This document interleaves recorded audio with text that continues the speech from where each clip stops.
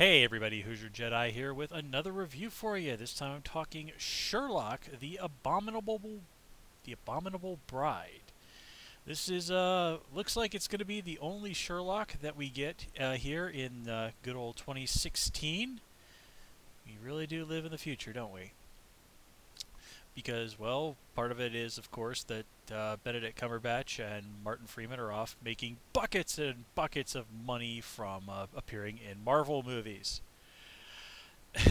So yeah, but still, it's definitely nice to get some new Sherlock. And if you don't know, Sherlock is one of the series that I review. But of course, we only get about 3 episodes of those per year in a good year. So it's definitely been a while since I've had the chance to review the series. But this seems like a good show to kick off 2016 in. In fact, I even have went out and got myself a new haircut today, and experimenting with it. And I'm telling you this because it is Sherlock Holmes related, because I decided to base my new haircut on that of Johnny Lee Miller, who plays Sherlock Holmes in the show Elementary. I I am one of those people who happily enjoys both. So this is going to be like the first time I've ever tried a haircut that involves using a significant amount of product to kind of get the look right. So as you can see, I still have some work to do to try to get it right. But anyway, we're talking about Sherlock. And ever since the show kind of, both Elementary and Sherlock, kind of kicked off, people sort of had, when they were kind of initially coming out, people were rather unhappy about the idea of, Sherlock and Watson sort of in modern day. Never mind the fact that there were going to be two shows that were Sherlock and Watson in the modern day. But as both shows have proven on their own merits, the idea of Sherlock Holmes works just as well in the 20th century, 21st century, as it did in the 19th century. But just sort of the idea of seeing Martin Freeman and Benedict Cumberbatch sort of doing the original, the classic versions of the characters is something that people have kind of been talking about for a long, long time. And here, this is we finally get it. And while I do love the modern take on Watson and Holmes that both Elementary and Sherlock provide for us, I have to say, in my book, nothing quite beats that original Victorian setting. Victorian London is such an iconic time and place in Western history, and it has such an amazing atmosphere and style to it. It's no wonder that, despite the Victorians in a lot of ways having values that don't really deal mesh too well with our own, and of course that being a key tenet of this story, it is still nevertheless a time period that draws many people for its positive aspects. Let's put it that way. Now, with that said, sadly, I don't really have a huge amount to say about the characters. I mean, this was, for all intents and purposes, as they used to say in old timey comic book parlance, an imaginary story. At best, an alternate universe, a kind of a dream. Now, of course, I'm going to be pretty liberal about the spoilers here. So if you don't want that, then okay, 5, 4, 3, 2, 1.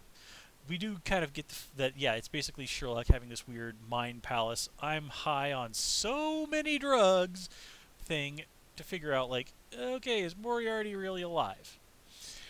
And I mean, that's one of those things that's kind of going to upset some people, but I actually like the idea. I mean, if it had been just an entirely Victorian thing, it's like, well, okay, that was fun, but it has no real relevance to the show set in the modern day, and that's kind of what we're here for. So the idea of tying it all into sort of being like the weirdness of Sherlock's mind palace, that was a surprisingly smart move. I was genuinely impressed by that one. And actually found out that the whole mind palace concept, that isn't something that the writers pulled out of there. That's actually like something that people have been using for centuries as a way to remember things. Like world people who like have set world records in memorization use techniques similar to what Sherlock does with his mind palace. So that's kind of interesting.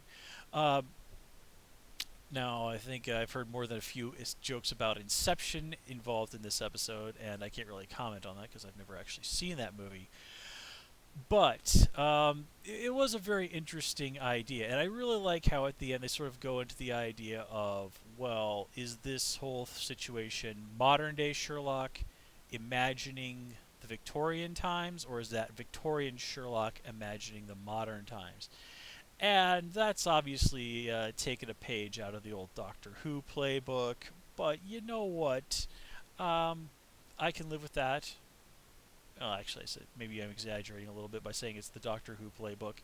Stuff like that is, a real classic storytelling sort of situation. But I'm not going to make too much hay about it. But I did like how before we found out about this being Sherlock's sort of weird thing going on in his mind, they dropped all those little hints. There were those little moments where characters did or said something that just didn't really seem right coming from Victorian characters. My favorite one, the moment that really had me scratching my head, was Mycroft going, um, "the virus in the data," which is something that just Victorian people wouldn't say. So that was really nice, and I definitely did enjoy the Victorian take on all the characters. Mycroft was one of the characters that they did at least physically significantly alter uh, for Sherlock. Here we get a much more faithful take on what his character was originally like, and we see probably why this they decided to make that alteration to him. And it was very fun listening to people kind of complain about like, oh well, I have to do this stupid thing because that's how they did the illustrator at the Strand did it. Otherwise, people won't recognize me. Even Sherlock is like, yeah, I got to walk around in this stupid hat and cape. Otherwise, people won't believe me when I say I'm Sherlock Holmes. And I definitely like what they did with Benedict Cumberbatch. Obviously, taking some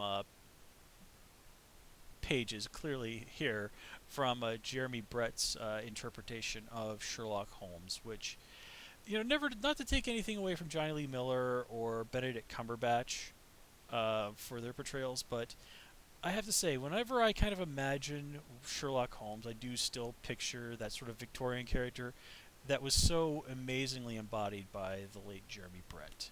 So, yeah. Um, but yeah, like I said, the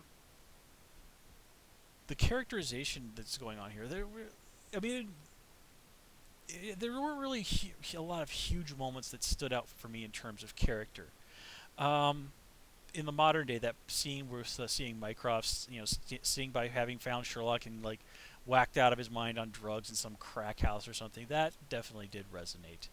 That Mycroft is an enormous jerk, but the fact that he really does love his little brother enormously really did come through very strongly here.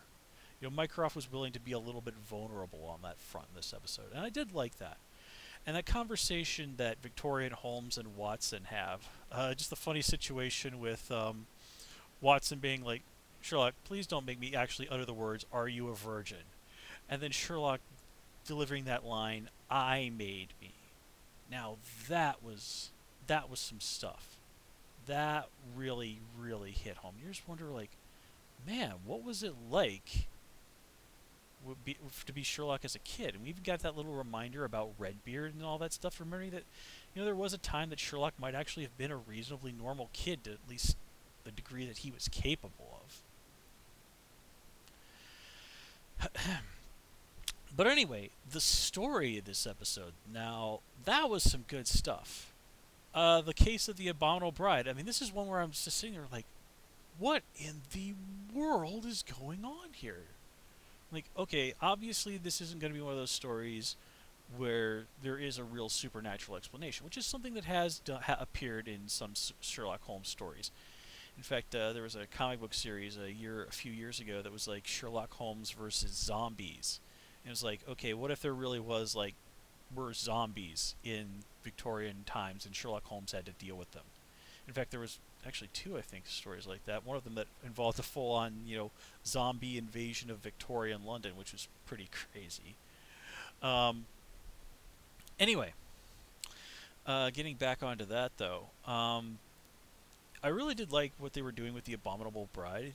I mean, it's just like what it is realistic things where you're just like, what in the world is going on? And unlike when they killed Holmes off a while back, they offer up a fairly workable explanation. And let's not get too into the technicalities, but this isn't one of those situations where I was looking at my TV and going, "This is bullshit. This is bullshit. The writers are pulling this out of their ass." Like, which is kind of the reaction that I had to these, like, oh well, here's a way I could have survived. Oh, here's another way Sherlock could have survived. It's like, seriously, you don't go into something like that and not have a legit plan, a 100% for real explanation. And the show deservedly got called on that by damn near everybody. Here, they apparently seem to have learned their lesson from that. It's like, okay, Moffat, you can cheat on the plot to a lot of degrees, but there is a limit. So when we do finally find out what happens and with the Abominable Bride, it makes sense. And they definitely did a great job of making this ghost, shall we say, seem creepy as hell. And I did like the ultimate explanation that they were basically trying to create this sort of Batman type of character who would be out there to sort of avenge women who had been wronged by bastard men. Now, maybe I missed it, but at the end when Sherlock and Watson and everybody kind of like, hey, we know what you're doing. Are these women still gonna go around committing vigilante murders? Or is it like, okay, we'll just sort of work for gender equality within the system? No more gunning guys down with shotguns in the street. Or Watson Holmes is just like, yeah, if they deserve it, go ahead, blow their brains out. But yeah, that does kind of bring us to the big crux of all of this and how the Victorian people had very different values than we do.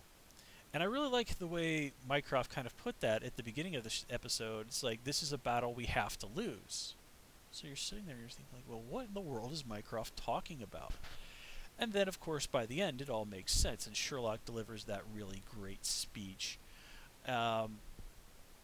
pointing out, it's like, yeah, the women here have some pretty good reasons to be unhappy. And it is interesting if you sort of pay attention to what's going on around there.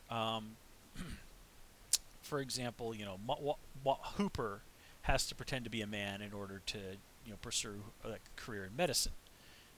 Although how people have not figured out that she's a woman, given that she does almost nothing to change her voice. Yeah. And we even see Watson doing a rather notable job of not being a terribly good husband to his wife. And there's even that situation with the maid. Now, the maid in all that scene was pretty much out of line. I mean, she freely admits she'd been just sitting around reading on the job, and she's kind of acts the smartass to her boss. But Watson keeps saying, like, oh, I'm going to tell my wife to have a word with you, even though she is standing there right in front of him. He completely abdicates this responsibility onto his wife because that's her job, and he won't do anything that apparently falls under his definition of this is something a woman should do.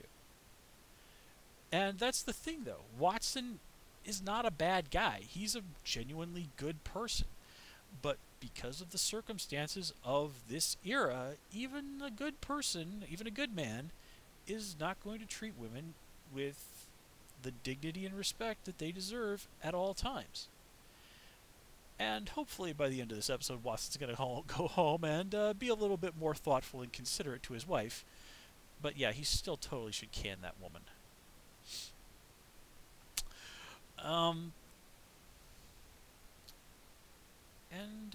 Let's see. Yeah, I mean, apart from that, there's really not, I think, a huge amount to say. It's more Sherlock. It's the characters doing the things that we've seen them do before plenty of times. It's just they're cosplaying as Victorian characters. And I gotta say, as much as I enjoyed seeing Benedict Cumberbatch in that old-timey Sherlock Holmes gear. What in the name of God was with that green suit he was wearing? What the hell was that suit? And another somewhat interesting parallel between the way I'm reacting to this and to my thoughts about the show Elementary. If you've ever followed my live tweets of that show, one of the things I have this bizarre thing that I find myself doing all the time is complaining about Johnny Lee Miller's shirts. For some reason on that show, he has this terrible tendency to wear shirts that I absolutely hate. I don't know why. I don't know why that annoys me so much, but it does. But yeah, Sherlock Holmes' green suit in this episode sucked. Let's see. Anything else? Anything else? Oh yeah, it was awesome to see Moriarty again, even though it wasn't the for real Moriarty, and they did confirm that yeah, Moriarty is dead. Somebody's just stolen his playbook, and it's Moriarty doing what Moriarty does, only with somehow finding a way to crank up the homoeroticism between him and Sherlock even higher. It's just like I was sitting there. It's like, are these two guys? I was seriously wondering if these two guys were going to start kissing. Um, Not that there's anything wrong with that, to pilfer a line from good old Seinfeld, but still, it's just like, okay, okay, this is the hoye between Moriarty and Sherlock is popular with the fandom. I get it. I get it. That it seems kind of like they were pandering a little bit, and by a little bit I mean a lot. But whatever. It was still fun stuff, and that's a really great way to look at this episode in general. It was just a good old time to go out there, have some fun with Sherlock, and as a way to tide the fans over until next year. So there you have it, folks. A new episode of Sherlock was a nice way to start the new year. So hopefully things will continue um, to be a good year for us nerdy people here in the grand old kingdom of fandom. So, with that said, I'm going to call it here. As always, please comment, rate, and subscribe. And of course, you can follow me on Twitter at Hoosier Jedi. And of course, please join me on my Tumblr, which is Jedi Reviewer, all one word. And until next time, take care and have a good one.